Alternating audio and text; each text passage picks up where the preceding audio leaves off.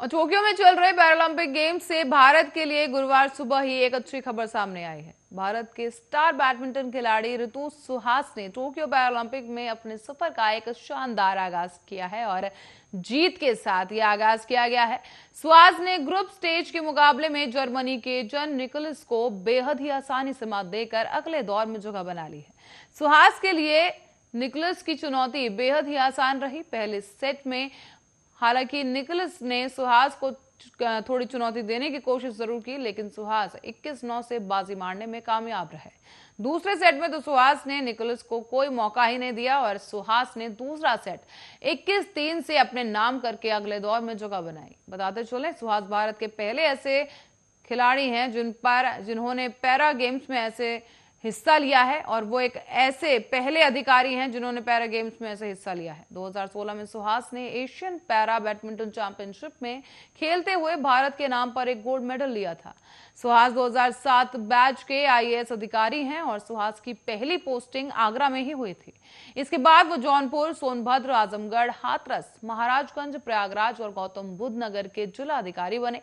सुहास वर्तमान में गौतम बुद्ध नगर जिले के डीएम का कार्यभार संभाले हुए हैं।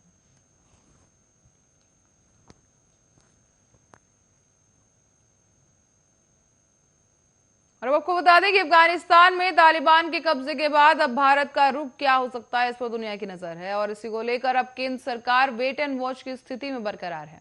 ऐसे में हालांकि पिछले कुछ दिनों कतर की राजधानी दोहा में भारतीय राजदूत दीपक मित्तल ने तालिबानी नेता शेख मोहम्मद अब्बास स्तानिकजई से मुलाकात की थी और इस दौरान अफगानिस्तान में फंसे हुए भारतीय नागरिकों की सुरक्षा और शीघ्र वापसी के साथ साथ भारत आने के इच्छुक अफगान नागरिकों की यात्रा पर भी चर्चा की गई।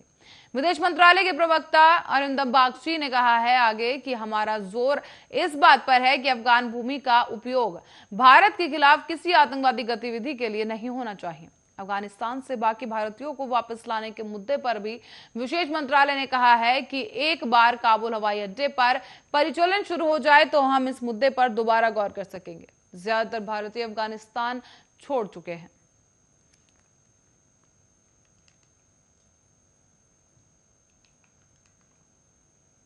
बीते दिनों बारिश ने दिल्ली की सड़कों को तालाब में तब्दील कर दिया था। कई इलाकों में जल भराव और आधी रात से भी ज्यादा तकलीफ देखने को मिली थी और आपको बता दें कि लुटियंस जोन, डिफेंस कॉलोनी समेत राजधानी के कई पॉश कॉलोनियां डूब गई थी। ऐसे में गुरुवार को मौसम विभाग ने दिल्ली और उससे सटे इलाकों में हल्की से भारी बारिश होने की चेतावनी के साथ ही येलो अलर्ट भी जारी कर दिया है। पिछले 24 घंटों से रुक रुक कर हो रही बारिश की वजह से लेकर आज सुबह से करीब 1 घंटे जोरदार बारिश हुई है, जिसके कारण दिल्ली और आसपास के कई इलाके डूबे हुए नजर आए हैं। सड़कें मानो गायब हो गई और फिलहाल 3 सितंबर को उमस भरी गर्मी की वापसी होने की आशंका भी जताई गई, क्योंकि न्यूनतम तापमान में लगातार तीसरे दिन 1 डिग्री सेल्सियस की बढ़ोतरी दर्ज की जा सकती है। ऐसे में न्यूनतम तापमान 26 डिग्री सेल्सियस और अधिकतम तापमान 34 डिग्री सेल्सियस पहुंचने का अनुमान जताया गया। हल्की बारिश हो सकती है। साथ ही आपको बता दें कि 4 सितंबर को न्यूनतम तापमान बीते दिन के मुकाबले 1 डिग्री सेल्सियस की बढ़ोतरी पर दर्ज किया जा सकता है, जो कि गर्मी और उमस को लगातार बढ़ा सकता है। न्यूनतम तापमान 27 डिग्री सेल्सियस तो वहीं अधिकतम तापमान 35 डिग्री सेल्सियस दर्ज किया जा सकता है।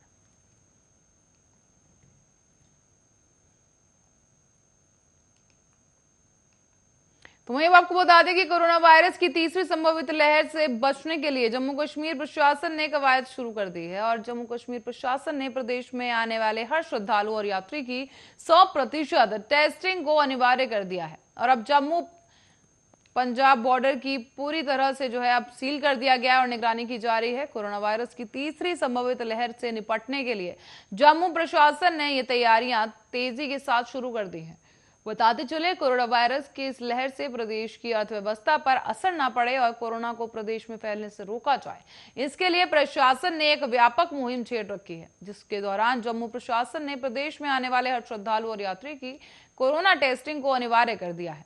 ये टेस्टिंग अब जम्मू एयरपोर्ट के साथ साथ जम्मू रेलवे स्टेशन और जम्मू पंजाब बॉर्डर पर की जा रही है, ताकि इस शख्स को प्रदेश में आने से रोका जाए, जिससे कोरोना संक्रमित होने के संभवतः होगी। और ऐसे में आपको बता दें कि इसके साथ ही अब जम्मू प्रशासन ने कोरोना संक्रमित लोगों की पहचान और उनकी कॉन्टैक्ट ट्रेसिंग पर जोर देने के लिए टीम भी गठित कर दी है। जिन इलाकों से कोरोना से ज्यादा मामले सामने आ रहे हैं उन्हीं इलाकों को अब कंटेनमेंट जोन बनाया जा रहा है।